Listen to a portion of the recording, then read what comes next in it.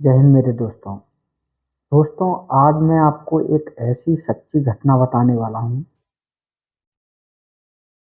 जो कि बिल्कुल सोले आना सत्य घटना है। और मैं आपको ये भी बतलाऊंगा कि ये जो सत्य जो घटना है, ये घटना किसके साथ हुई थी। मैं उसका नाम भी आपको वीडियो के आखिरी में बताऊंगा। और दोस्तों,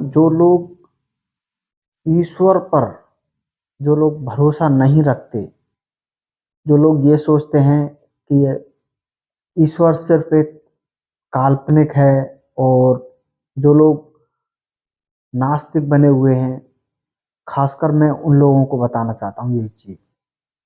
हमेशा ईश्वर जब एक नाम है तो उस पर हमें आस्था भी रखनी चाहिए, और वो है, ये चीज़ लोगों को विश्वास करनी चाहिए। क्योंकि ईश्वरीय एक ऐसी शक्ति है जो कभी किसी को नहीं दिखाई देती, लेकिन इसको एहसास किया जा सकता है, इसको महसूस किया जा सकता है। ईश्वर पर सदैव विश्वास रखना चाहिए। तो जो मेरी आज की जो सच्ची घटना है, वो एक ईश्वरीय शक्ति पर ही है। और ये सच्ची घटना कैसे घटी, इसका भी मैं आपको पूरा आज अपनी वीडियो में बताऊंगा मैं। तो दोस्तों, चलते हैं हम कुछ आज से 2006 की ये घटना है। कड़ाके की ठंड का मौसम था, तकरीबन जनवरी का महीना था। उस टाइम घना कोहरा और सर्दी का प्रकोप कुछ ज़्यादा था। बर्फ जमाने वाली सर्दियों का सीजन था उस टाइम। तो एक लड़का, महज उसकी जो उम्र थी वो तकरीबन 20 साल की उसकी उम्र थी। और वह अपनी 20 साल की एज में अपने किसी रिश्तेदार, यानी कि आप ये कह सकते हो कि वो अपने फूफा जी के भाई के साले की शादी में गया हुआ था वो लड़का। वो जो बारात थी, वो बारात किसी गांव में गई हुई थी उस टाइम। और वो लड़का भी अपने फूफा के साथ बारात में गया। लेकिन घटना क्या थी, ये घटना इसी टाइम पे घटती है। ये घटना जब वो लड़का अपने फूफा के भाई के साले की शादी में, आप ये मान सकते हो कि ये रिश्ता काफी लंबा पड़ गया। कि मतलब आप ये कह सकते हो कि उस लड़के को कोई जानता नहीं है, सिर्फ उसके फूफा के सिवा। और वो लड़का भी अपने फूफा के अलावा और किसी को नहीं जानता। आप ये कह सकते हो, मतलब काफी लंबा रिश्ता पड़ गया। लेकिन वो अपने फूफा जी के साथ गया हुआ था। तो ये घटना वहीं पे किस तरीके से घटी, ये चीज आज इस वीडियो में एक्सप्लेन होगी। तो वो लड़का अपने फूफा के साथ अपने फूफा जी के भाई के साले की शादी में निकल गया। और शादी धूमधाम से शादी हुई। जो बारात गई हुई थी वो एक गांव में थी। और जो बेटी वाले का जो घर था वो गांव से बाहर खेतों में बना हुआ था वो। और सर्दियों का टाइम था, घना कोहरा था उस टाइम। ये मानो कि रात के समय में उस टाइम कुछ भी नहीं दिखाई दे रहा था, कि घने कोहरे की वजह से कि बाहर, मतलब सामने वाले को हम ये भी नहीं देख सकते कि मतलब वहां पर क्या हो रहा है क्या नहीं, इतना घना कोहरा उस टाइम था। तो उस लड़के ने क्या किया कि शादी में अच्छे से आराम से बारात में एंजॉय किया, खाना खाया पिया। और काफी टाइम हो चुका था, काफी देर रात हो चुकी थी। और जितने भी रिश्तेदार थे सब अपने बोरिया बिस्तर लेके अपने अपने कोने छिपाकर लेट गए। जहाँ जिसको जिस जगह पर जगह मिली, वो अपने बोरिया बिस्तर, जिसको जो हाथ में आया वो अपने बोरिया बिस्तर लेके चुपचाप सो गए। क्योंकि सर्दियों का मौसम था, ठंड काफी लग रही थी, तो अपने अपने सबने अपना बंदोबस्त कर लिया और गाँव की बारात में क्या होता है दरअसल आपको मैं बता दूँ कि जहाँ जिसको जो मिल जाए उसको पकड़ लो। तो अपने-अपने बिस्तर लेके सब अपने-अपने कोने में जहाँ जैसे जिसको जो जगह मिली वो वहाँ सेटल हो गया। अब वो लड़का अब काफ़ी गाँव में क्योंकि उसको कोई जानता नहीं था, अपने फूफा के सिवा। तो उसने काफ़ी देखा कि यार मेरे को भी यार कुछ मिल जाए, कोई रज़ाई वग़ैरह तो मैं भी ओढ़ के कहीं कोने में जाके लेट जाऊँ। तो उस लड़के ने क्या देखा पहले कि पहले मैं अपने फूफा को देख लेता हूँ कि वो कहाँ पर हैं।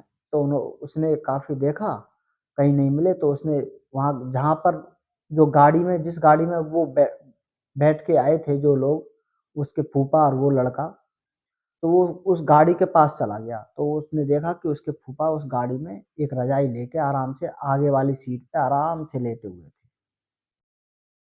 तो वो लड़का भी बोला था यार ऐसा है कि जब ये भी यहाँ पे लेटे हुए हैं, तो क्यों ना इसके पीछे वाली सीट पे मैं भी लेट जाता हूँ मैं।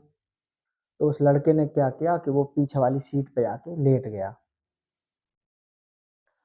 अब लेट तो गया, अब घंटे भर, डेढ़ घंटे बाद ठंड इतने और ज़्यादा पड़ने लगी कि गाड़ी की जो छत थी उस पर से पानी टपकने लगा। अब वो लड़का आराम से चुप सो गया वो गाड़ी के अंदर। अब उसको रात में काफ़ी तेज़ कँपकँपाने वाली ठंड लगने लगी। ठंड के मारे कँप-कँपा रहा था वो, लेकिन कोई बात नहीं, सो गया वो। अब सोते क्या हुआ कि उसको एक आवाज़ सुनाई दी। वो आवाज़ थी, उस आवाज़ ने उसका नाम ले लिया। नाम लेके उसको जगाने की कोशिश की। अब वो लड़का क्या थोड़ी ठंड लग रही थी तो वो उसकी नींद भी खुल चुकी थी। अब उसने बोला यार मेरे को कौन आवाज़ दे रहा है ये बाहर? मेरे को तो कोई जानता भी नहीं यहाँ पे। मैं तो काफ़ी दूर की रिश्तेदारी में आया हुआ हूँ और सब लोग इतनी सर्दी के मौसम में और यहाँ आस-पास भी कोई धुंध की वजह से तो कोई दिखाई भी नहीं दे रहा। सब अपने-अपने लेटे हुए हैं। तो उनके शायद ऐसा होगा कोई मेरा वहम होगा। तो यह सोचकर उस लड़के ने दोबारा लेट गया वो। अब लेट गया कुछ समय बाद 10, 20, 30 मिनट मालूम नहीं कितने लेट मतलब वो फिर दोबारा से नींद में फिर उसको एक आवाज़ फिर सुनाई दी। आवाज़ आवाज़ सुनाने के बाद फिर उस लड़के को लगा यार कोई ना कोई मेरे को आवाज़ तो दे रहा है बाहर। ऐसा तो है नहीं, कोई ना कोई तो है। तो उसने देखा बैठ के, उसने फिर गाड़ी के शीशे से इधर-उधर चारों तरफ नज़र मारी, देखा तो यार यहाँ तो और कोई है नहीं। तो यार नहीं, मेरा शायद वहम है, ये सोच के फिर वो लड़का दोबारा सो गया। अब तीसरी बार क्या होता है कि गाड़ी का शीशा खटखटा के फिर दोबारा से उस लड़के का नाम लिया। फिर तीसरी बार वो लड़का फिर खड़ा हो गया। यार मेरे को एक तो वैसी ठंड लग रही है और कँप-कँपा रहा हूँ और पता नहीं कौन मेरे साथ इतना मज़ाक कर रहा है। इतनी रात में मेरा नाम भी ले रहा है और मुझे जगा रहा है और एक तो मैं ठंड के मारे वैसे ही कँप-कँपा रहा हूँ, पता नहीं कौन है। तो यह सोच के लड़का ने बोला कि यार ऐसा है, मेरे को एक बार इस गाड़ी से बाहर निकल के देख लेना चाहिए। अब उस लड़के ने जैसे गाड़ी का गेट खोला, तो देखा बाहर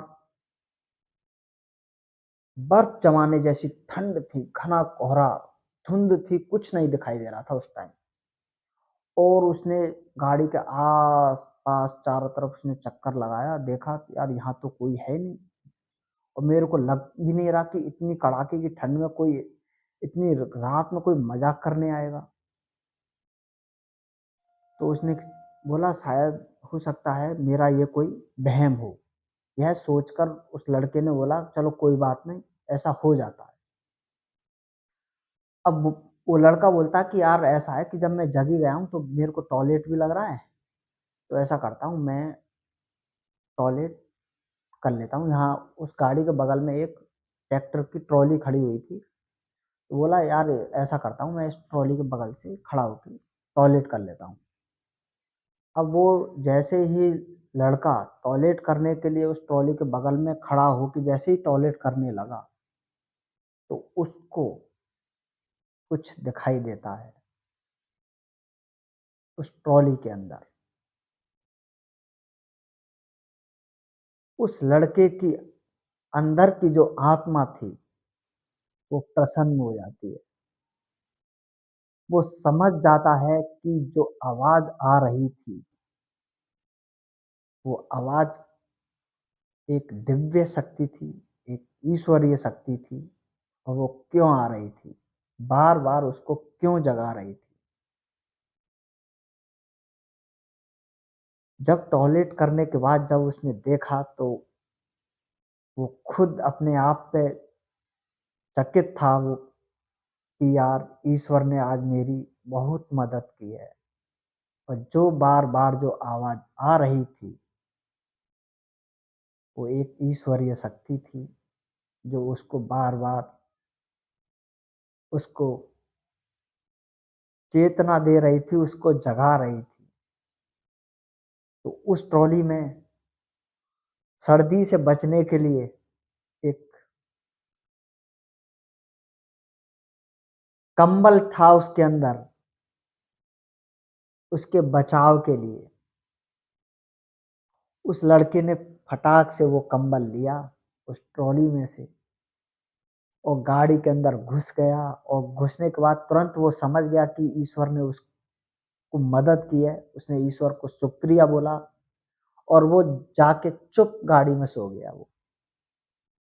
उसके बाद फिर वो सुबह हो गई, वो आवाज़ ही नहीं आई, जो बार-बार उसको वो जगा रही थी। सुबह जाके वो समझ गया कि ईश्वर ने आज उसकी मदद की है, क्योंकि उसको जानने वाला वहाँ पर कोई नहीं था, पहचानने वाला उसको कोई नहीं था।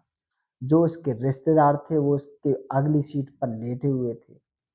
ये आवाज़ उनको भी नहीं आ रही थी, ये उसी को ही क्यों आ रही थी? क्योंकि जब ईश्वर जब किसी की मदद करता है ना, किसी न किसी रूप में, किसी न किसी आवाज़ में, कहीं न कहीं उसकी मदद कर ही देते हैं। तो ईश्वरीय शक्ति हमेशा ध्यान रखना होती है और हमेशा मदद करती है, लेकिन ईश्वर पर भरोसा होना ज़रूरी है। यदि आप ये कहो कि हम लोग तो ईश्वर पे भरोसा नहीं करते, नहीं ईश्वरीय कोई शक्ति होती नहीं, तो मैं आपको बता दूँ ईश्वरीय शक्ति होती है, उस पे हमेशा हमें भरोसा करना चाहिए। और दोस्तों ये भी मैं आपको बता दूँ कि जो सच्ची घटना थी वो किसके साथ घटी थी, किसी के साथ नहीं, वो घटना स्वयं मेरे साथ घटी थी। मैं इस घटना का खुद गवाह हूँ, क्योंकि ये घटना खुद मेरे साथ घटी थी, इसलिए आज इस घटना को मैं आप लोगों के सामने शेयर कर रहा हूँ। तो दोस्तों हमेशा ध्यान रखना कि आप कभी भी कोई भी काम करो, अपने पॉजिटिव विचारों के साथ करो, ईश्वर पर आस्था रख के करो। आप जीवन में सदैव सफल रहोगे, कामयाब रहोगे। तो दोस्तों आज की मेरी वीडियो कैसी लगी आप मेरे को कमेंट करके अवश्य बताएं। और यदि आप मेरी वीडियो देखना चाहते हो तो आप मेरे चैनल को सब्सक्राइब भी कर सकते हैं।